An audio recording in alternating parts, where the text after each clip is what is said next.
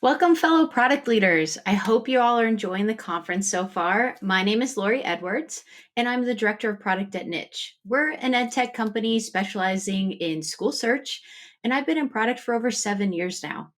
The one thing that I love most about product is actually watching an idea come to life and having a user use it for the first time. Outside of work, you'll find me inspiring the next generation of wealth through financial literacy. And you might even see me trying to win one of these on TV one day. Today, I'm here to have some fun and we're going to play a game. So I hope that you're ready to jump in and use the chat and get interactive and have fun. Before we do that, there are a couple of housekeeping items I would like to bring to your attention. First off, don't worry about taking notes. I already did that for you, so you're welcome. I'm also live in the chat today, so I'll be dropping links in as we go. I'll be chatting with you guys and answering questions that come up. So please open that up, open the handout up that I'm going to drop in there too, and get ready for our game today. You might find it helpful. Okay, who's ready to dive in and get this party started? By show of hands, how many of you are interested in exploring people management? How many of you aren't sure if that might be the right path for you or not? Let me know in the chat. If you're not sure if it's the right path, don't worry, you're not alone. That was me for the last 3 years. I was exploring, but totally uncertain. And today we're going to play a little game to figure that out. This game is called Two Truths and a Lie. Many of you have probably heard this game or played it before, but for those of you who haven't, I'm going to give you 3 statements and you're going to pick out which one is the lie. These statements are also on that handout that I just dropped in the chat, so open that up and use that as reference and put your answers in there. All right, let's throw these in the chat and you're going to try to guess which one is a lie from the beginning. Statement number 1. When I started in people management, my day-to-day work became completely different. Statement number 2. Every week, I'm presented with at least one difficult conversation. And statement number 3. Once I became the manager of my team, I had control over our strategy and our roadmap. All right, go ahead, mark it down on your worksheet or throw it in the chat. Which one do you think is the lie? Statement number 1? Maybe it's statement number 2? Or could it be statement number 3? I don't know. Let's see what we got. Before I reveal which one is a lie, I'm going to share a couple of stories with you from my personal career journey that may help you determine if people management is the right path for you or not.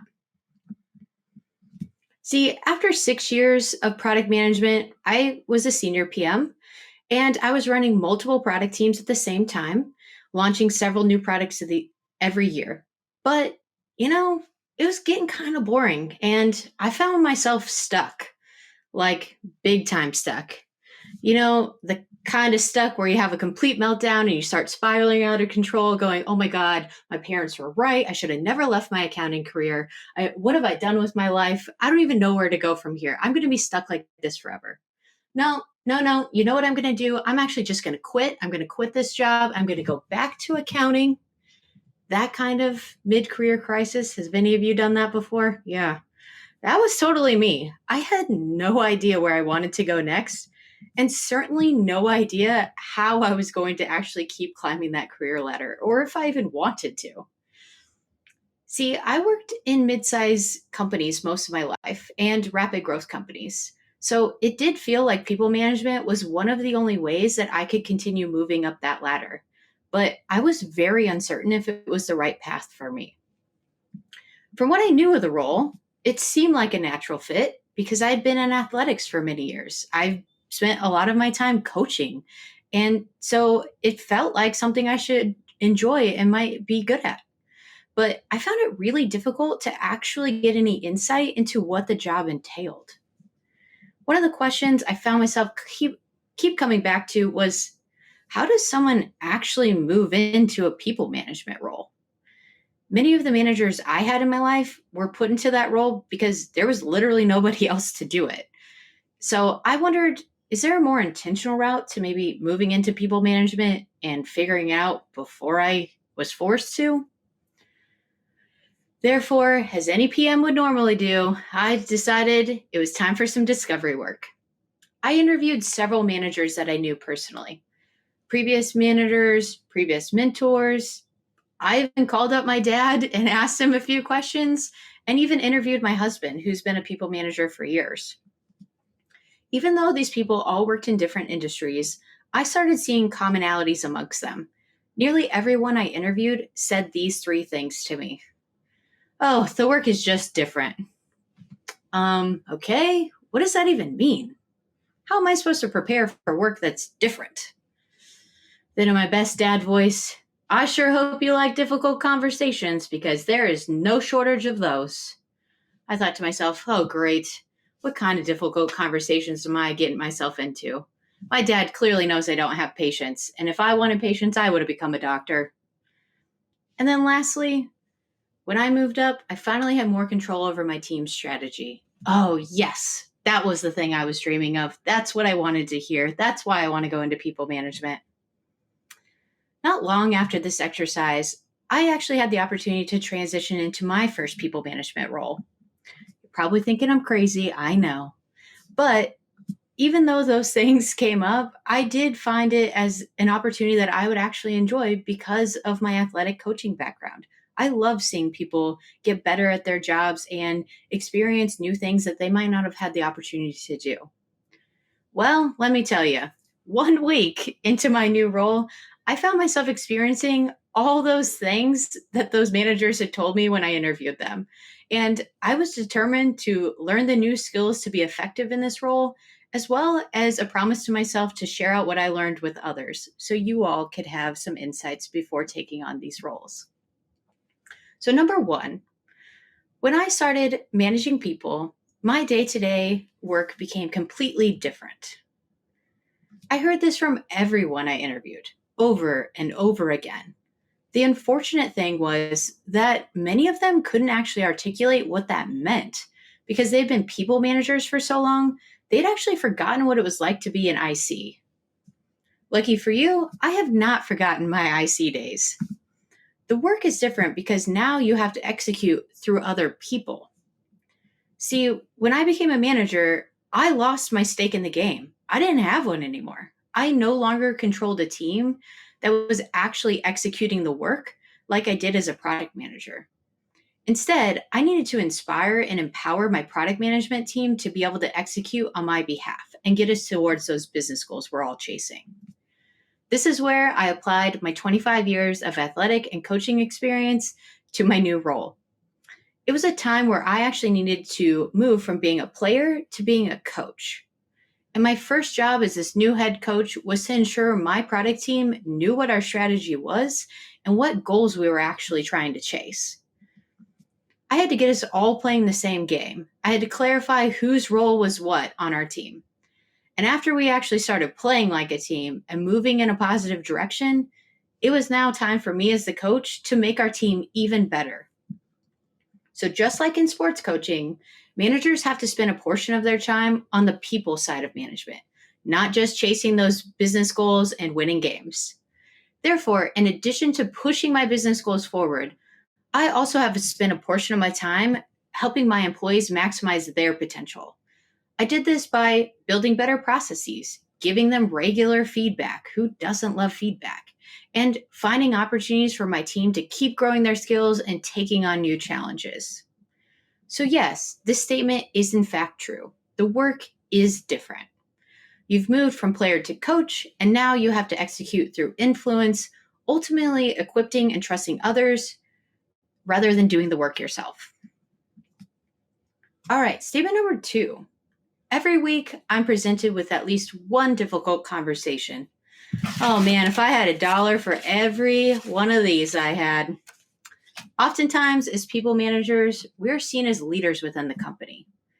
Therefore, leaders are often asked to execute changes on behalf of somebody else.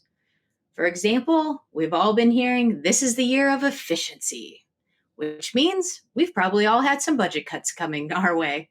Well, sometimes you have control over those and sometimes you don't. Maybe your CEO comes to you and says, hey, Lori, we need to cut your team's travel expenses this year so we can afford to send the sales team more places. Well, the reality is, I didn't have any control over this situation, but it's my job to inform my team of these changes and get them on board. Many times, these can be really difficult conversations. And for me, this happened just 5 days into my new people manager role. See, I got promoted in January, which we all know is a natural let's change everything moment in time. And at a rapid growth company, literally the only constant we have is change. So not only am I trying to navigate from in my new role, but I'm also trying to tread carefully as I'm moving from peer to manager. And now you're telling me I got to share some potentially controversial changes to my new team? I literally didn't have any say in any of these. As soon as they asked me why, I don't even know why we chose that. I can still feel myself shaking in my boots from that first week in this role. But this is where my change management skills came in handy, specifically my ability to create a communication plan. If you move into people management, you will be required to create communication plans that are tailored to the specific needs of your team and potentially somebody else's team if your change impacts them. Communication plans are a critical piece of change management and a skill that's not often talked about when it comes to people management. Personally, I would argue it's one of the most important skills to have as a people manager. Since your job is now to execute through other people, it's important that you can clearly communicate to others and set proper expectations. In the handout that you all have received today, I threw in some great resources in there to learn more about change management as well as those communication plans. So please check that out. I'll also drop them here in the chat. So to wrap this one up, you're right. This statement is true. You will have difficult conversations, but it is rewarding to carry a team forward through that change because you're giving them the context they need to be successful. And our last statement, statement number 3. Once I became a manager of my team, I had control over our strategy and our roadmap.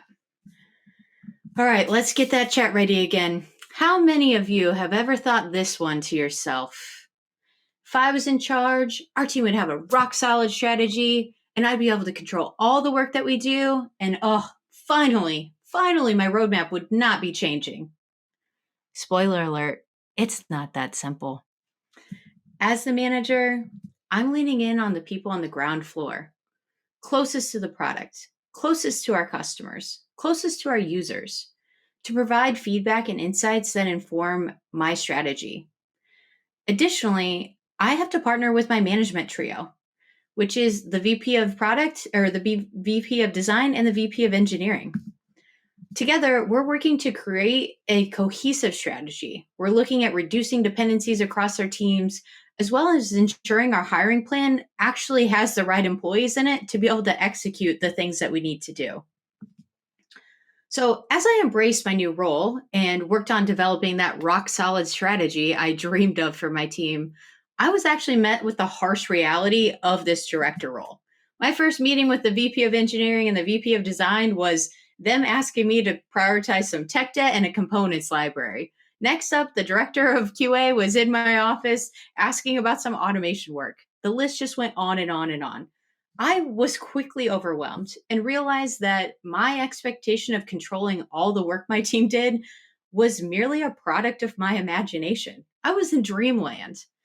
In order for my team to be successful, my first quarter as a manager, I quickly needed to pull all these stakeholders together and get alignment. But how was I going to do that? After all, I've only been in this job for 5 days. I mean, I was the new kid in town. I sat and I reflected on some past experiences in my life. And I thought, surely you've had to do something before. Is there anything similar to this that you can pull from and maybe you can figure this out? And that's when a wave of confidence actually came over me. Of course I had.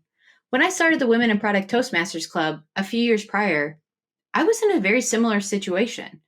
And that's when I realized I needed to apply those same learnings from that experience to this new role and establish my first process, a way to gather cross functional requests.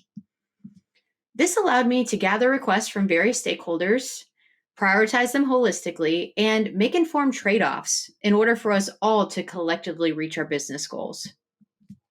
Therefore, statement number 3 is a lie. Though you may not have full control over your team strategy, you can establish ground rules for interacting with your team. And you can also bring transparency into how work gets prioritized across your management trio. So now, about that game we were playing, was your hypothesis correct? Were you able to pick out that lie from the beginning? Let's recap and see how you did. Statement number 1. When I started people managing, my day-to-day work became completely different. This is true. You've moved from peer to coach, and now you have to execute through influence, ultimately equipping and trusting others to do the work rather than doing it yourself. Statement number 2. Every week, I'm presented with at least one difficult conversation. This is also true. Some difficult conversations are in your control and others are out of your control, but it's ultimately up to you to communicate those to your team and get them on board with the changes. And statement number 3, once I became the manager of my team, I had control over our strategy and our roadmap. You guessed it, this is a lie. You'll be spending some of your time influencing and making trade-offs with other leaders in the org, so collectively, you all can achieve those companies' goals. I encourage you to take a moment and reflect on the various life experiences and skills that have helped you be successful thus far, and maybe write down a few things that you've learned from them. I gave you a space in the worksheet to do that. You might just be surprised on what people management skills you already have and you've picked up along the way in your career. In fact, being a product manager actually equips you very well for for people management. You're already influencing people and executing through others, those engineers we got to work with. And you're likely already having difficult conversations with peers and leaders across the org as you debate decisions. So as I conclude today, I'd like to leave you with 2 closing remarks that may help you in your decision on whether people management is right for you or not. First, you do not need to be a people manager to be a leader. As John Quincy Adams once said, if your actions inspire others to dream more, learn more, do more, or become more, you are a leader. There are plenty of ways a product manager can be a leader outside of people management. For example, help your manager lead that next cross-functional team meeting. They'd love that. Or coach one of your junior teammates on a new skill they're trying to learn. Secondly, you do not need to become a people manager to advance your product career. There are several companies out there with high-level PM roles that are still individual contributors. Look for lead and principal product management titles. Both are needed in this world to build what's next. I hope that today's session helps you in your career journey, but if you're still unsure if you want to be a people manager or not, you actually have a great resource nearby.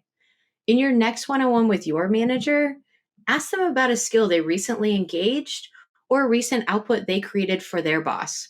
And then ask them if next time you could take a stab at doing it. I know I'd love some help. This will show them that you're interested in people management and give you the opportunity to try it out risk-free. You can find all these great tips and tricks for today's content in the handout that we gave you. It's also in the app. It will also be published to my LinkedIn newsletter next month. So let's connect. I'm going to be hosting a live session after this today. So if you have questions, personal stories you want to share, please come and join me. I look forward to seeing you all flourish in your product journeys. Onward and upward, product leaders.